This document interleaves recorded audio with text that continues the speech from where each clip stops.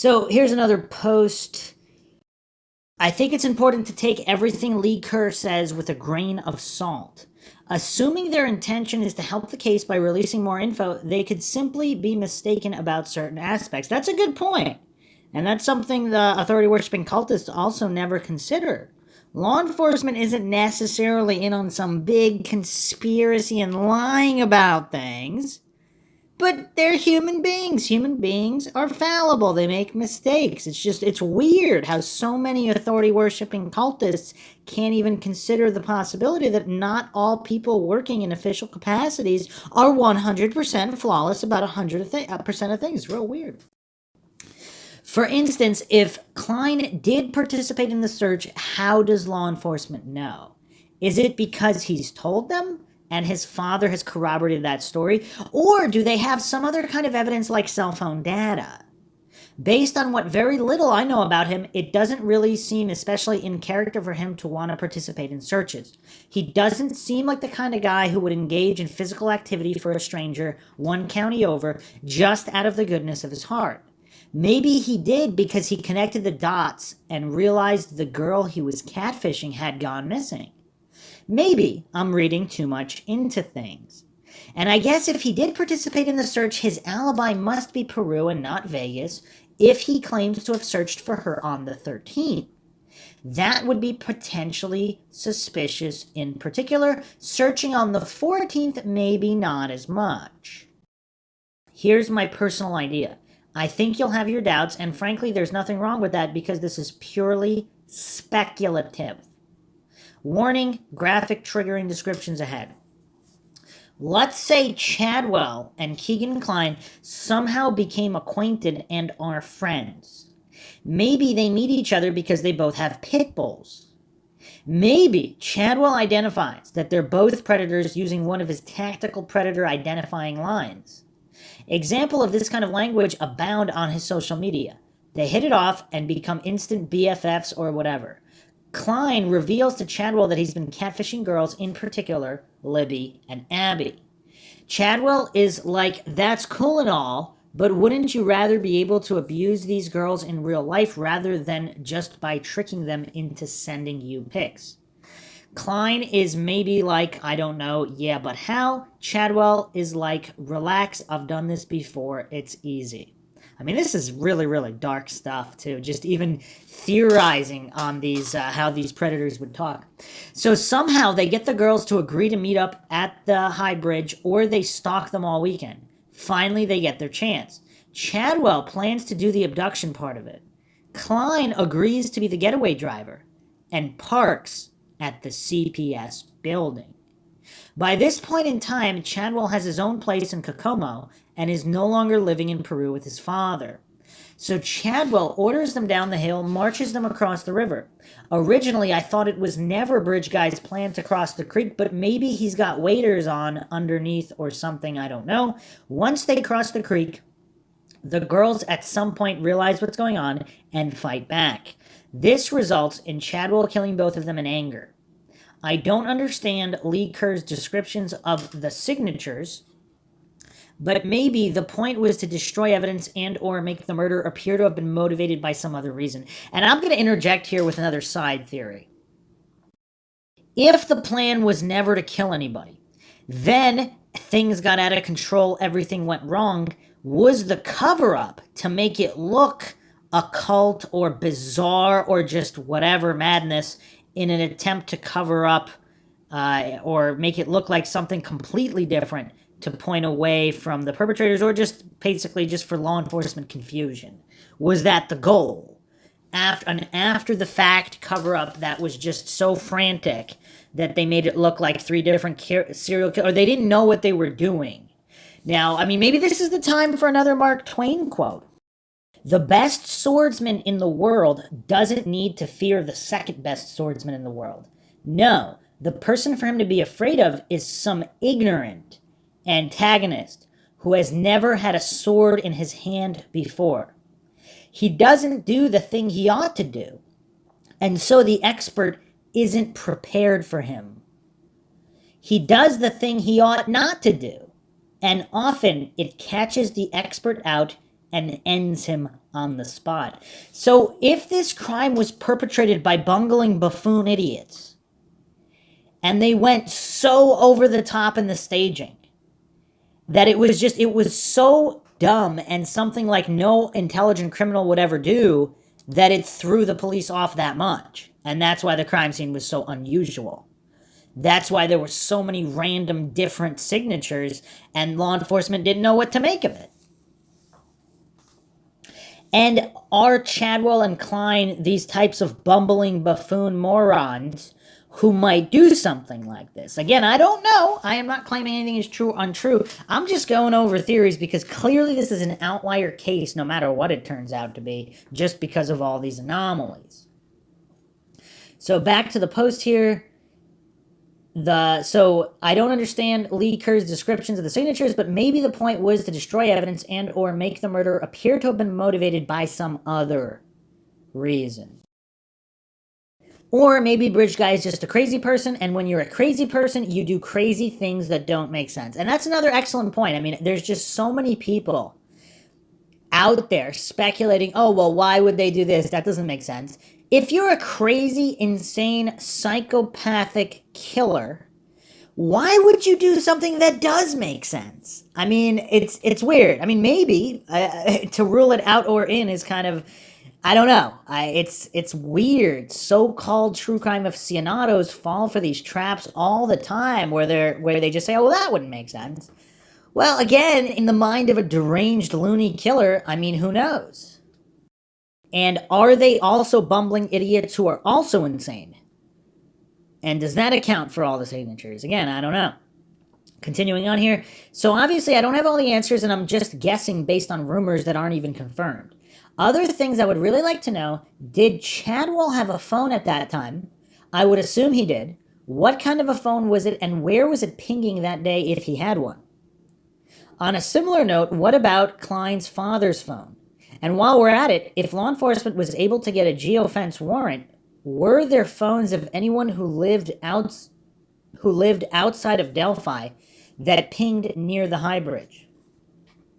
Other questions. How certain is law enforcement that Keegan Kline's phone was at the CPS building? They think there was a vehicle there. How certain are they of that?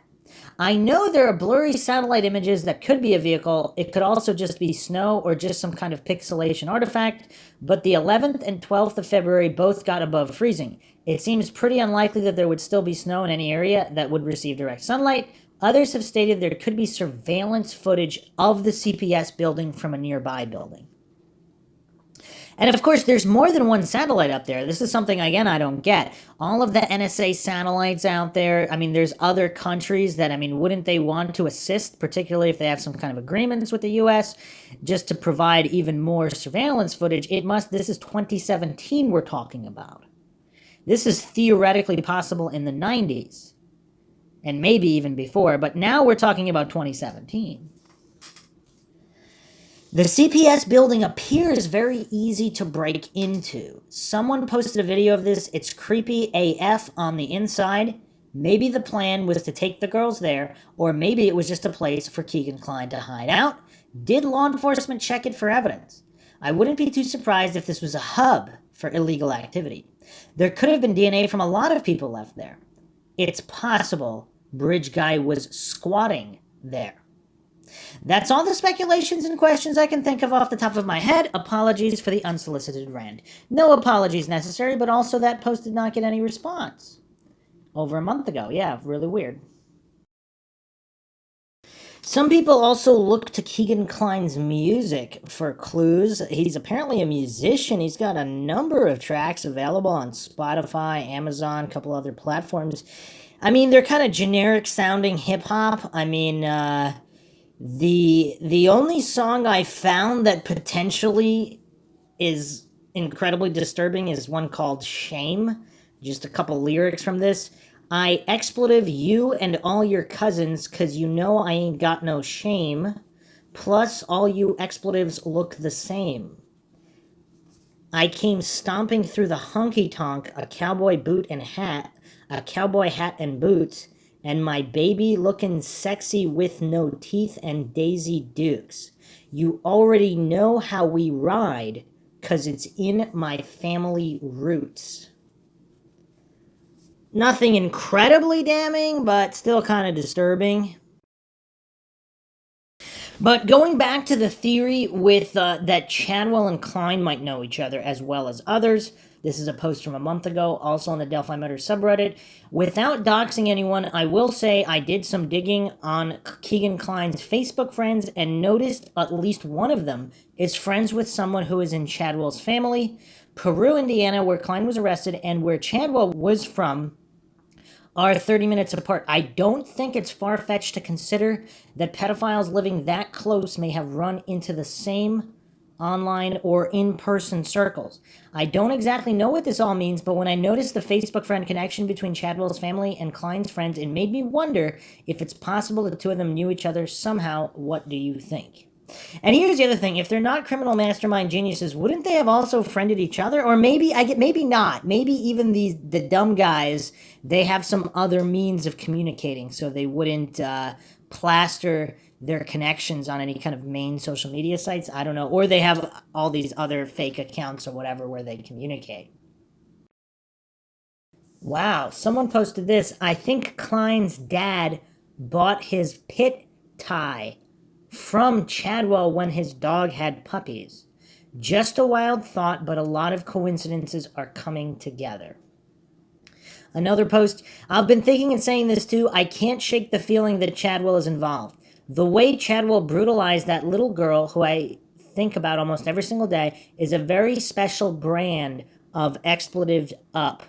It was so violent and brazen, I 100% believe that he clocked her in his neighborhood and had been thinking about taking her for weeks before he finally acted. He's not the run-of-the-mill pedo who preys on the kids closest to him like family members, which is what's most common among pedos. The act of a stranger abduction and sexual assault of a child is relatively rare in comparison. We hear about them and know about them and feel more common because they attract national attention, but it doesn't happen as much as people may feel it does.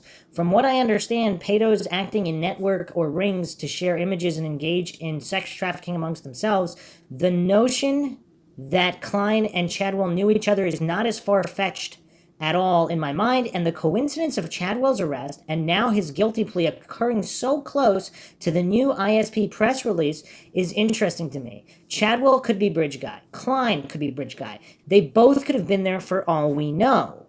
Maybe they shared the Anthony Shots accounts and the police are trying to tie him to it. Or maybe Chadwell online activity led them back to Kline again. Whatever it is, I just can't shake the feeling that Kline and Chadwell are connected to each other and to Delphi Bridge Guy in some way. I've always had that feeling about Chadwell. The little hairs on the back of my neck stood up and I almost felt sick when I started looking into him. I get the same sense from Kline. There is something there. Also, the fact that ISP hasn't formally cleared him of involvement like they've done for other persons of interest.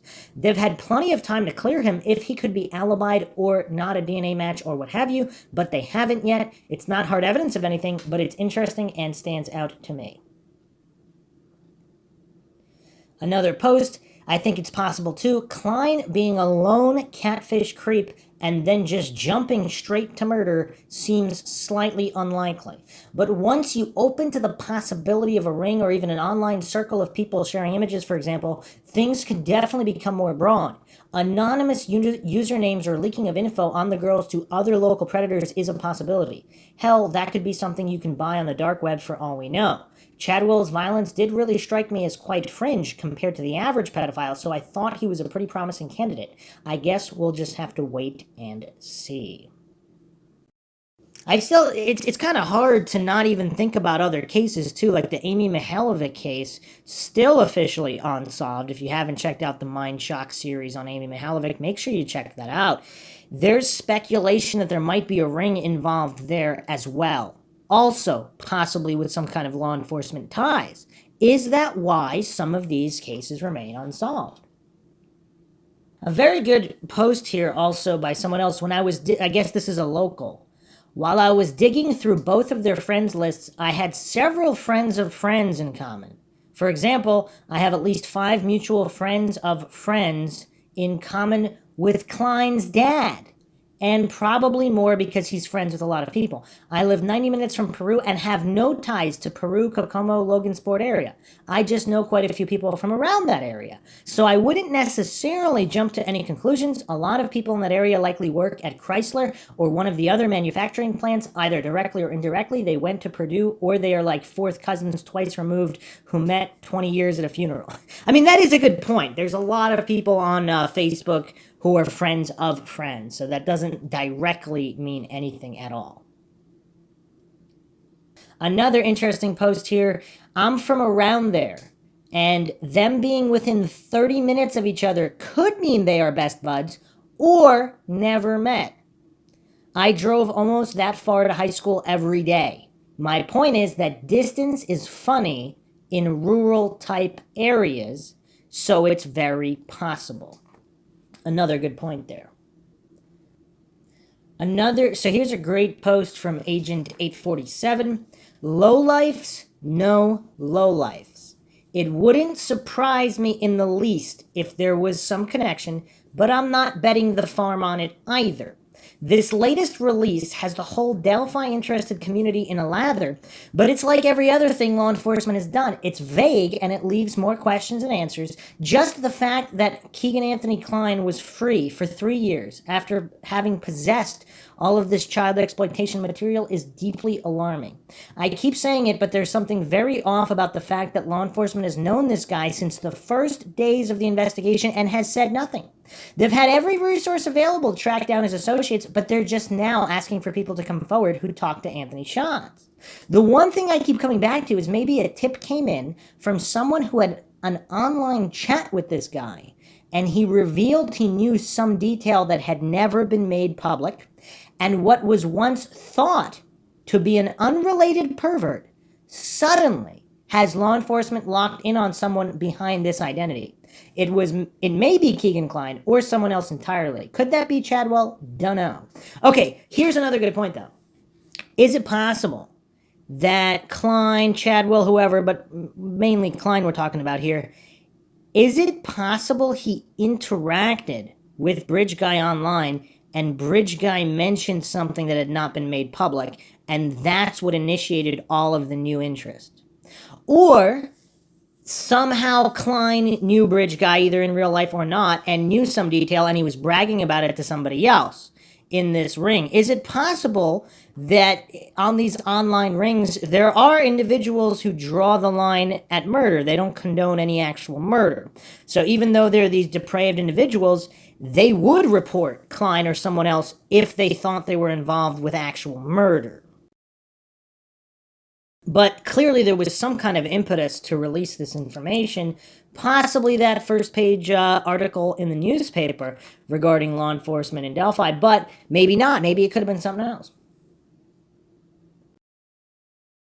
Another good post here. Does anyone know if the search warrant was prompted by the release of the first still image and audio that ISP released?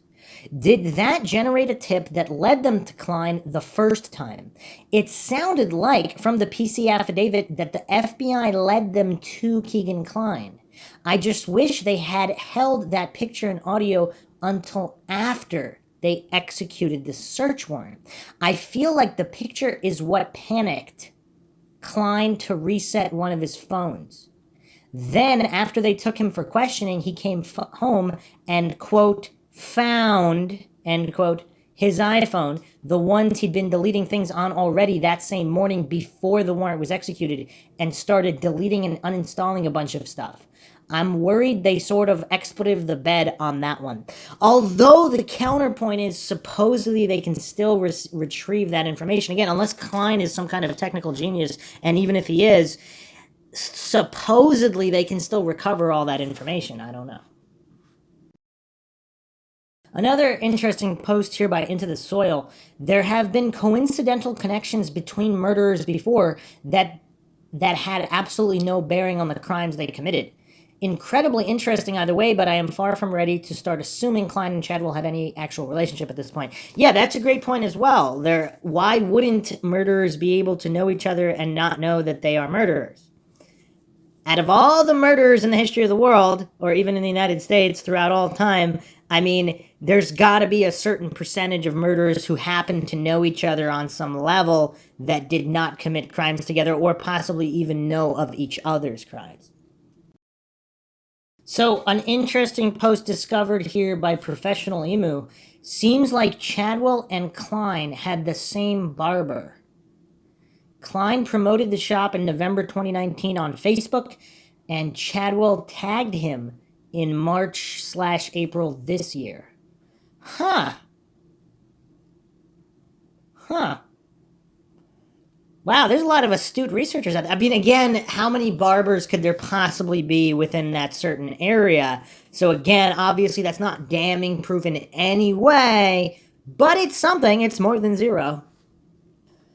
So another write-up here on the points of possible connection. So regarding Chadwell and the Delphi murders. So Chadwell lives in close proximity to Delphi. The crime he committed against the 9-year-old girl. His voice, gait, and appearance align with Bridge Guy. The hat Bridge Guy is wearing, people have speculated, is a specific hat that welders wear. Chadwell seems to have welding experience. His social media had a photo of a high bridge, similar to Delphi's. His Facebook profile went dark around the time of the Delphi murders, and he was someone who posted almost daily. He has photos of himself camping and being outdoors often, something that people speculate Bridge Guy would be into. He had a lot of weird posts and TikToks talking about only liking women his own age, shaming women for dancing or twerking. Overall, just weird stuff that now seems even creepier considering he was arrested for child abuse. And, of course, his tattoo of the girl with blood tears running out of her eyes on his arm, people have speculated looks eerily similar to Libby. And if you haven't checked out the Chadwell episode on the MindShock podcast, check that out. I mean, very disturbing stuff. Again, nothing 100% damning, but just disturbing stuff. Okay, so another interesting post with a variation on the theory, but here's the gist. This is by That's the username. If KLINE is actually involved in the crime, I believe this happened. I think it's likely Chadwell and him were in touch and shared photos, possibly accounts, grooming techniques with each other, and planned the crime together. I just think that it didn't go as planned, and only one of them was on the bridge and killed the girls. The other one was supposed to see the girls in the car or a second location, or at the very least some images of the crime. The murders were supposed to happen later and in another location, but the girls didn't cooperate as they should have, and it was too risky for Bridge Guy to go as planned. Maybe he thought one of the girls would run away. That is, if KLINE is directly involved in this. Otherwise, I believe Bridge Guy acted by himself. I have to say, though, I generally don't believe Bridge Guy is KLINE, and I still lean towards Chadwell. I know there's way more stuff that makes KLINE the suspect, but I really don't see Bridge Guy in him. So again, just a random post. I will add this, though. I always mention this. Everybody seems to forget. The thermal imaging drone did not pick up bodies. Okay, it was flown that afternoon. So is it possible there was a second location? Again, rumors early on, again, looking through a lot of cases, in a good percentage of cases, early rumors turned out to be true. I mean, a lot of cases have this roller coaster effect. So the crime occurs, there's a whole bunch of rumors, then they're all dismissed and ruled out. Then X amount of time later, it turns out they were true or partially true, then there's the backtracking. Obviously, that's not all cases. I'm not even going to say that's the majority of cases. But it's in a certain percentage. It's in a non-minuscule percentage of cases where early rumors turn out to be true. So if they were taken elsewhere, a barn or wherever, a shed, and is it possible there were 2 or more perpetrators? So if there's a ring involved, I mean, that opens the door to a lot of stuff. If there's no ring and it's just these 2 scumbags, possibly 3, maybe even 4, I guess, but they're acting not with any kind of larger rings with some people in official capacities. So is it possible they were taken, then returned to muddy the waters, or did a different individual return them?